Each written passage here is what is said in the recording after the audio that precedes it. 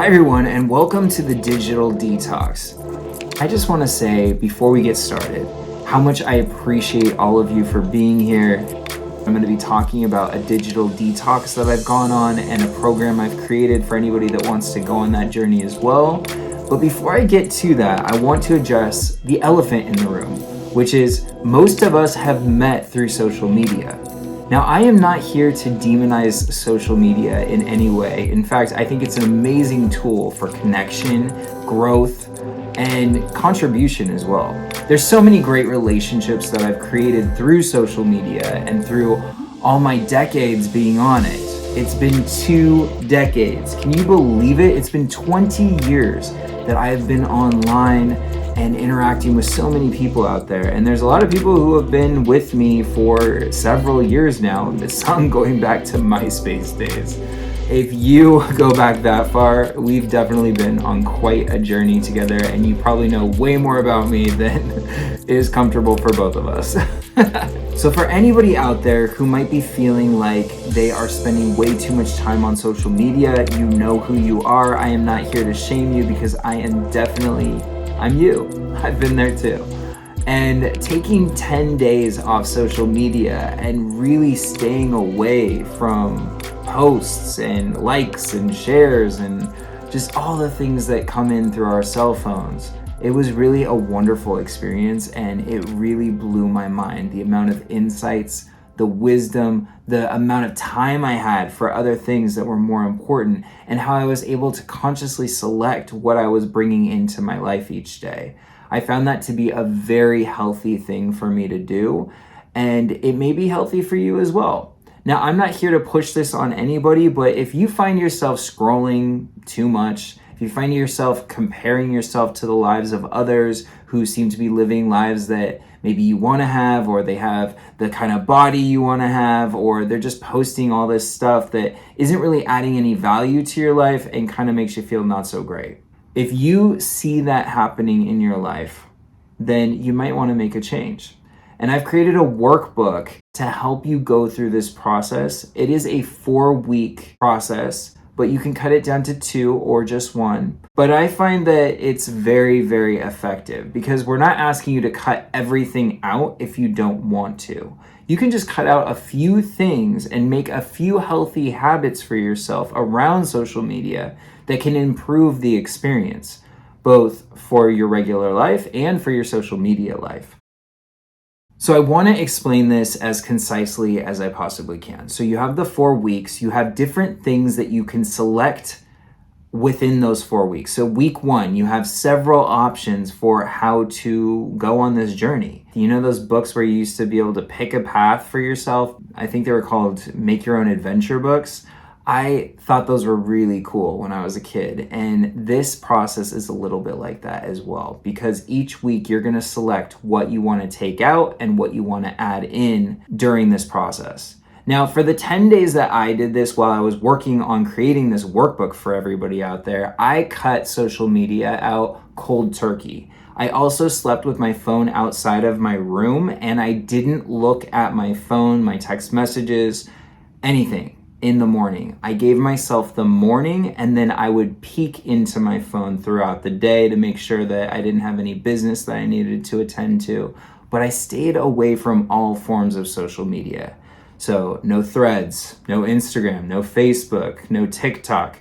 All of those things were off limits for me for those 10 days.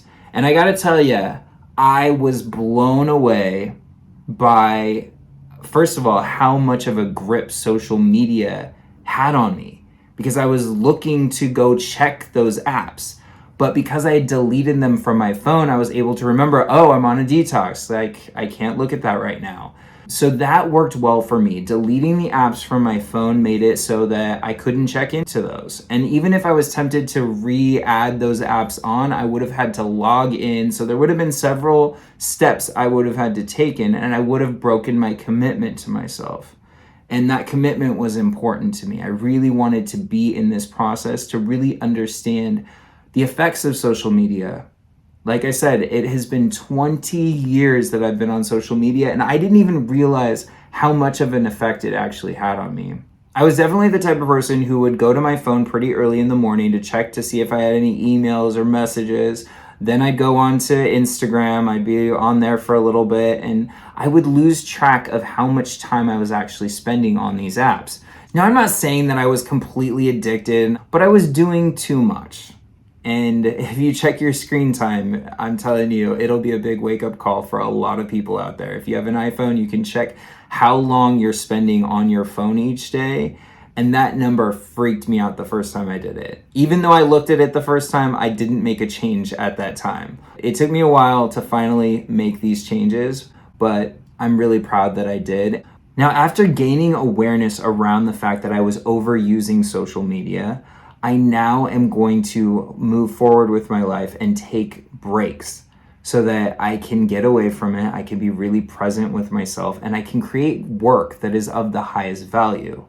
You know, putting my phone on airplane mode or having it outside of the room while I create content and I write and I make podcast episodes and videos like this, I really find that it works so much better for me when I'm just completely tuned in and I'm focused on what I'm doing. Now, you might find that that's the same for you. Some of the other things I gained from this was I was able to really be deliberate in what I brought into my life. So I wasn't just taking in everyone's energy and just looking at people's posts and having my own judgments, my own reactions, my own feelings, my own thoughts coming in.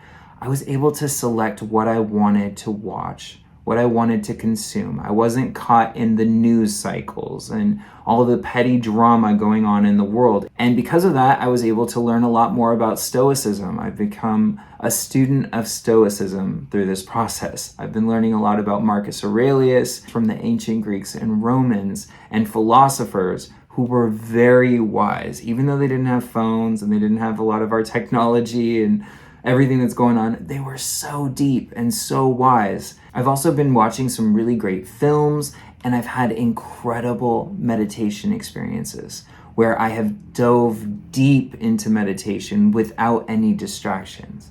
Because I don't have to think about my phone, I don't have to think about, checking it throughout a meditation, I could actually cleanse my mind a lot easier and really be in the moment.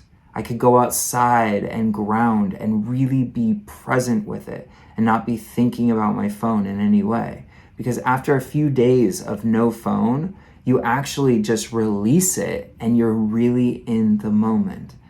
And I've felt a deep sense of calm, and I've had incredible downloads that I have written down and things that I have been really wanting to share with everybody out there. And I will be in podcasts and different things that I have coming up.